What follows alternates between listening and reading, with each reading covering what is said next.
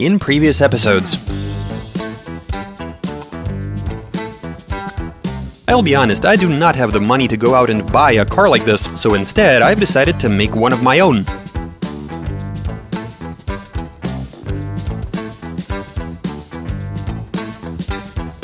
For $500, I think we got a fantastic deal. Are you being serious right now? Yep, that's it. That's the Lambo? Sure. However, the donor car turned out to be horrifyingly rusty. Taking this cutting thing to a whole new level, wouldn't you agree?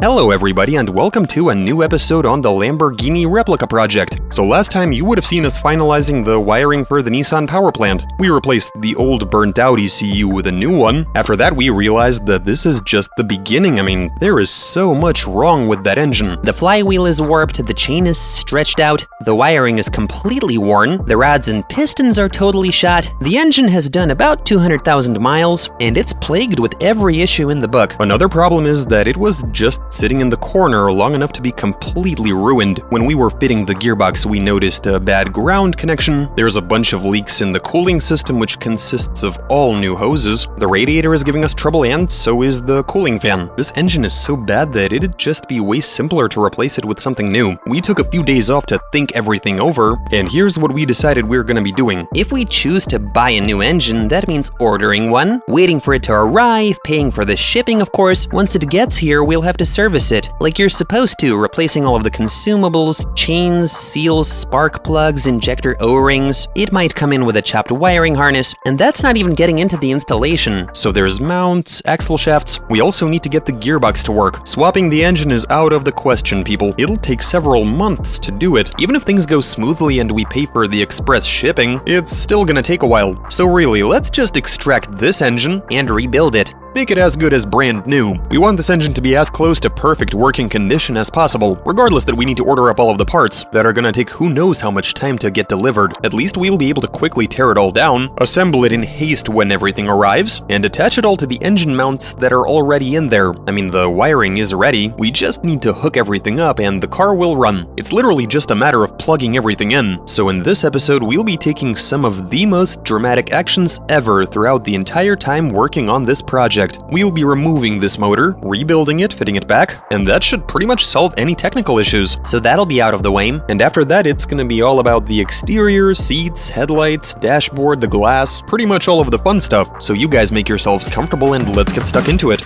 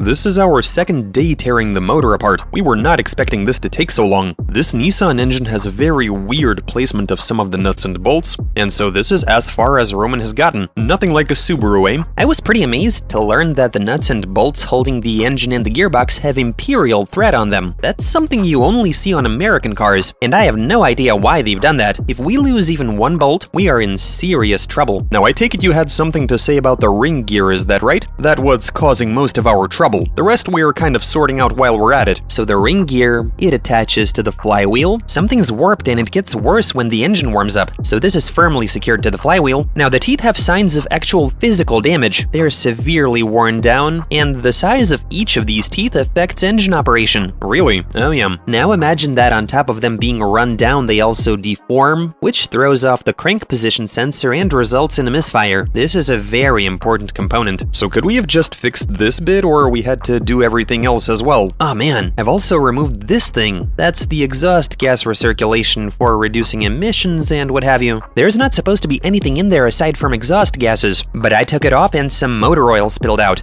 which was quite a shock for me. The pistons and rings on this thing are thoroughly thrashed, and so after I removed the exhaust manifolds yesterday, the cooling system and all of that, I realized that there is a bunch of stuff that we no longer need. Oh, so you're not just fixing the engine, but also improving it. We'll be removing all of these vacuum lines and valves. I mean, we don't need any of that anymore. I can imagine Igor watching us from Vietnam and becoming all pale. It's for the better. I believe you. You seem so confident in your words. You know, the motor even looks nicer than when you've got all of that stuff attached. Now it's a true V-formation engine, but before it just sort of looked weird. But this looks awesome. Okay, so now we continue tearing it down, figure out what's wrong, and commence the rebuild.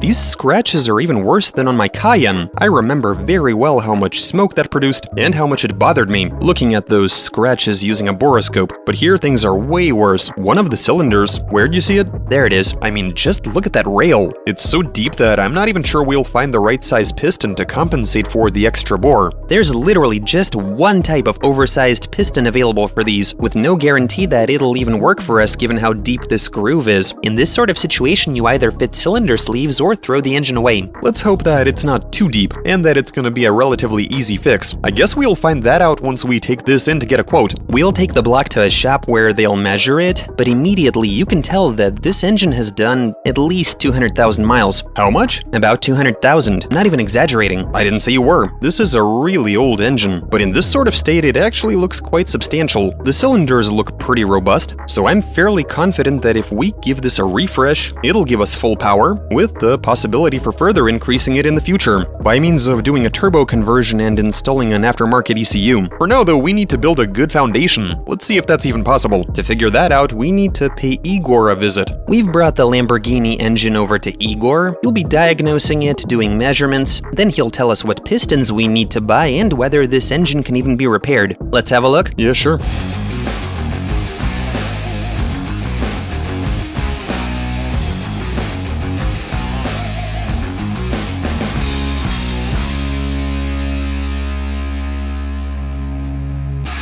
So this piston, upon close examination, we found some metal fused to it. Most likely a piece of spark plug fell off. Seems to be the case. And these deposits did some serious damage to the cylinders. That's the thing that we're most worried about. Do you think we can grind this to fit some overbore pistons? We'll get it done. That's exactly what you want to hear. I guess now we look for some oversized pistons. Let's have a look at the crankshaft. Well, the crank at least looks like it's in decent shape, but let's measure it with a micrometer to make sure, to see whether it's actually as good as it looks.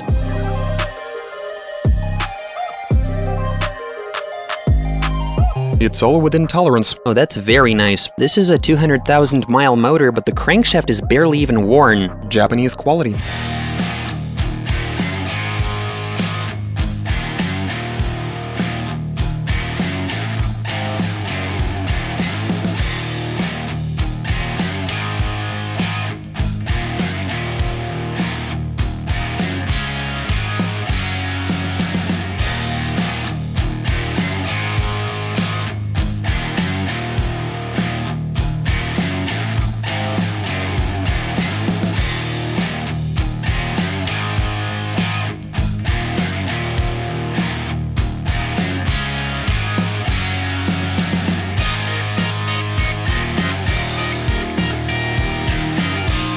so I've decided to pay these guys and their custom headlight shop a visit to talk about the Lamborghini headlights. So this all began a couple of weeks, wait no, it was actually a couple of months ago when Gene from Xenon Center came on over to our garage and we gave him that headlight mold that we were sent, which wasn't a particularly good fit for the bumper. So he has been working on his own rendition of the Lamborghini headlights. Now these guys always keep a bunch of headlight related parts around, such as projectors, LEDs, and plenty of other stuff. They're the ones who helped us make headlights for Blackjack, and for the X5, which some of you might have seen. They would rebuild our stock headlights to make something completely new, and as far as I'm aware, they've made some kind of prototype version for the Lambo. Now I should say that Gene was very dissatisfied, and he doesn't want us to film whatever he's made, but I actually think that the whole point of the project is a bunch of trial and error. We don't shy away from our mistakes, and we're more than happy to show you how we fix them. What's up? Talk to me. Yeah, show me the hack job you did. So those modules you gave us, they were slightly crooked, and we've been smoothing them out. Bog, sand,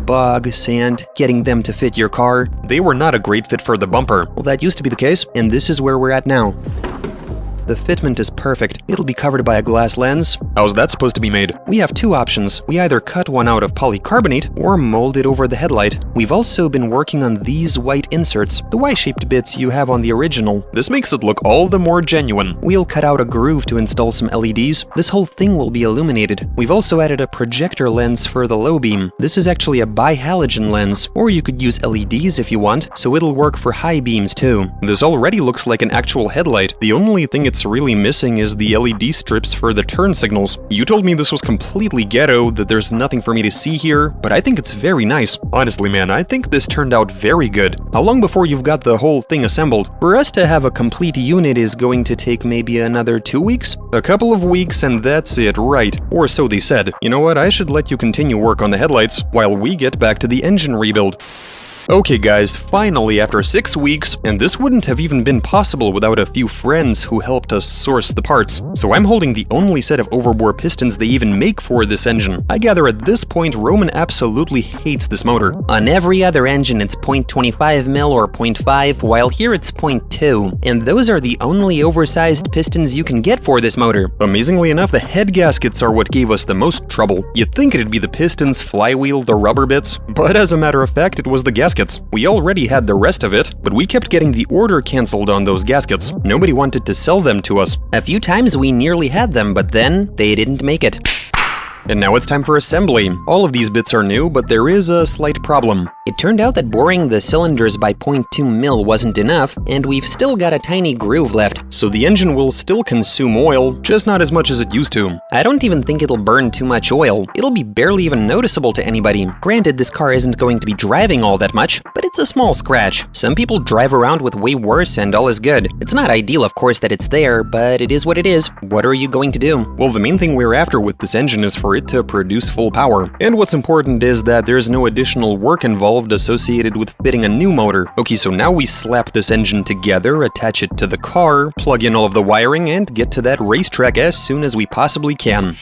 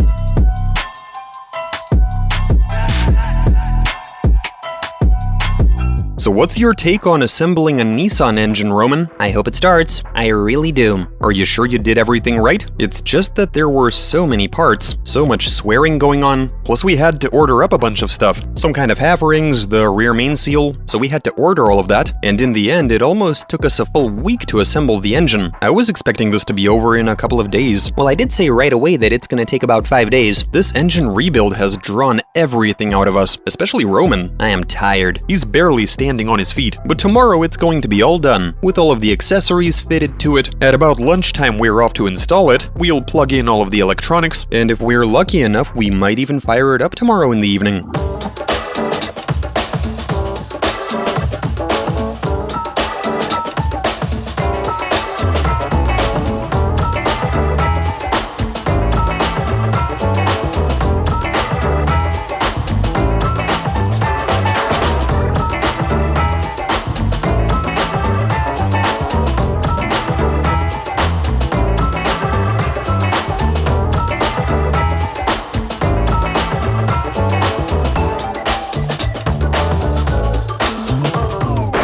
It's not supposed to start yet. There's a stream of oil. Well, now we definitely know it has oil. That's a pretty serious leak. And here I am thinking where that plug came from. Did you hear him say where'd that plug come from? It's got a copper washer and I'm like, what the? Can you check the gearbox, Boris? I think I've removed the bolts, but I'm not sure. Okay guys, let's fire up the Lamborghini's engine for the first time. They're allowing me to do the honors. I was told to not run the starter for too long. Yo, why'd you let it go, man? Well, you told me I shouldn't hold it too long. Oh, come on.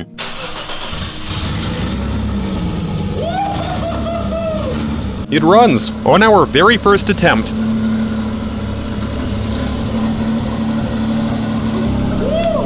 Awesome. We've made it so the car effortlessly starts. As for the misfires, well, we're about to diagnose that and get to the bottom of the issue, but if something were really wrong, it wouldn't have even started. As a matter of fact, it does start, it runs, there's a bunch of stuff removed, like hoses and so on. We've done a full EGR delete. It might just need a bit of time to run and recalibrate. The day is finally upon us. As you can see, the Lambo is outside of the garage, and we're breaking in the motor. It's been sitting there running for a few hours now with a slightly raised idle. It's almost ready to go. This is gonna be the first time the car is out for a proper drive, as opposed to joyriding next to the garage. So the car is fully prepared, and now we need to remove the winter tires from my Toyota Camry to install them onto the Lambo, since the rims have the right bolt pattern. One of the wheels is already in place, the interior has been refreshed, we've washed it, cleaned out all of the dirt, everything's looking good. We'll be running with no bumpers and no rear end cladding. Now we'll be out on a frozen lake today. It's minus 10 Fahrenheit outside, and hopefully we don't freeze inside the car. So now it's down to a few final preparations, loading this onto a truck and heading out.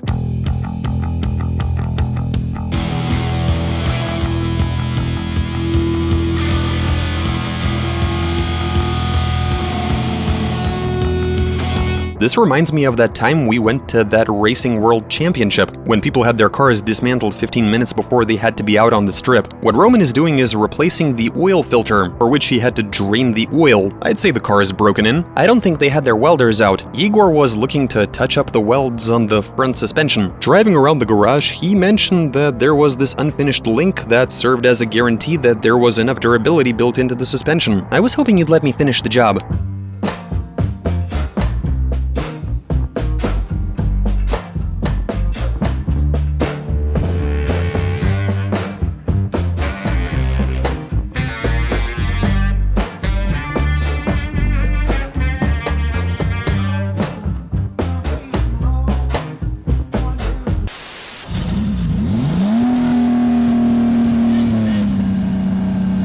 It actually sounds like a real Lamborghini upon warm-up. And the revs are about as high. You hear this exact noise when you're cold starting a Huracan. So it's February 28th, the Igor, and after almost a year in the making, with us starting in March of last year, the Lambo is finally ready to drive. It actually drives, give me 5. This is great, and now it's on to the first proper test drive. We're a couple of crash test dummies in here.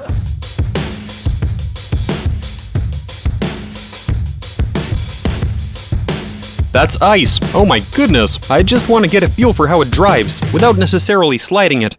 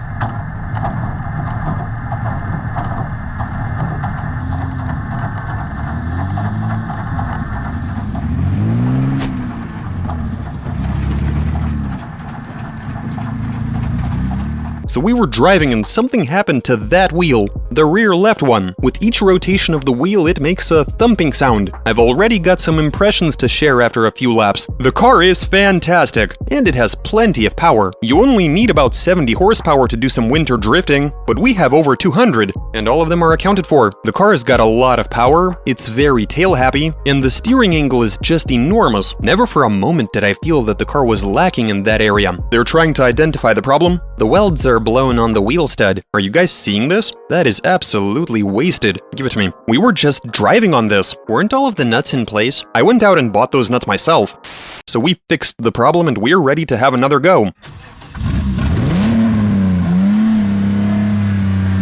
Man, that sound when a motor comes alive right behind your back. And it's a pretty sweet sound, too. V-formation engines are really something else. This is going to make our camera guy pretty nervous. I mean, I've already gotten the hang of it, but he hasn't been out yet. The suspension is very good at dealing with these ruts, and let me just say that there are plenty of them. And we can carry some speed. Out onto the snow, into second gear, entering a long sweeper while applying throttle. We haven't driven off the track once so far. The suspension is doing its job perfectly, the engine feels strong. Driving your very own Lamborghini is an unbelievably good feeling, guys. This is on another level. We've got some wide steering angle. Overall, the car drives extremely well. I am a big fan of this suspension.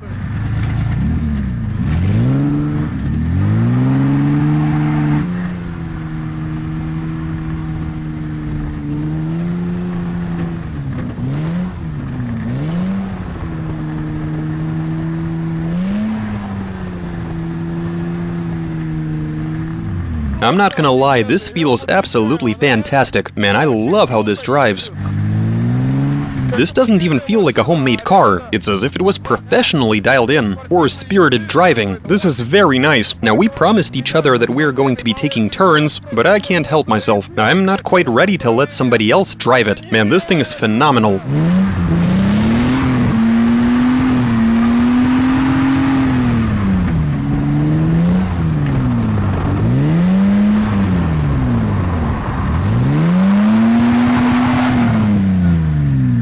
This is super dangerous. Everybody is driving by so close.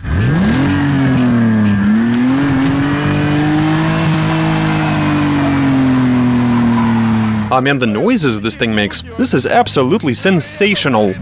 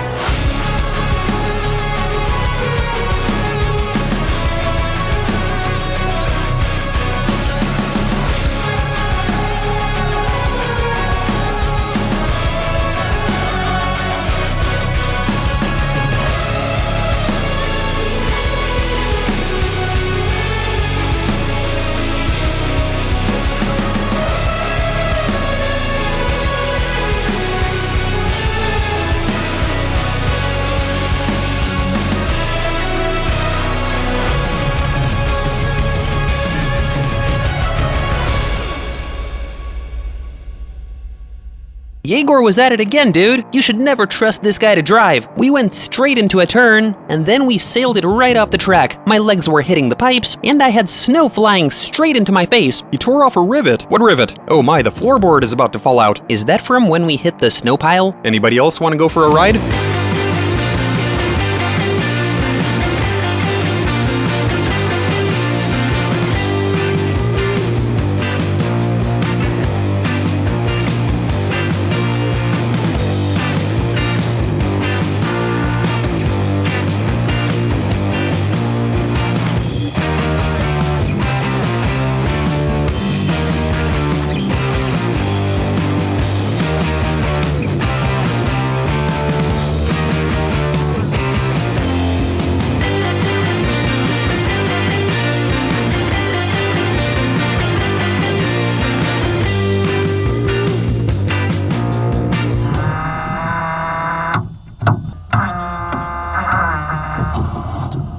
No, it should just start. It's definitely fast. I think it might be time to reveal the main secret of our Lamborghini, which is that the alternator doesn't work. Why is it that the alternator doesn't work, Boris? We decided with Roman that we'll just bring out a bunch of batteries to swap over.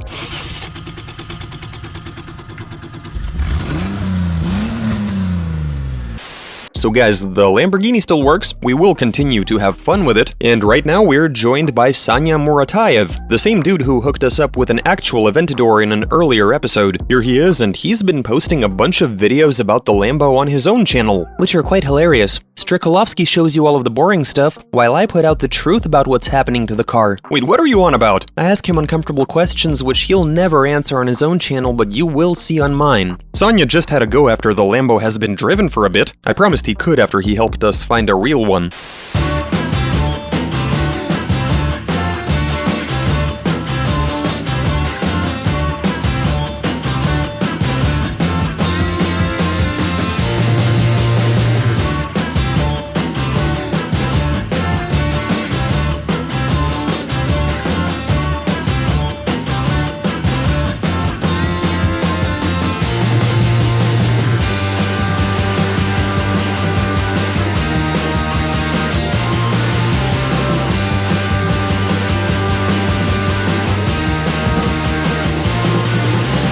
This is something I can't really describe, people. The steering angle is great, the engine is awesome, and you've got terrific weight distribution. Oh, this thing is so eager to go sideways. Sliding this thing is super easy.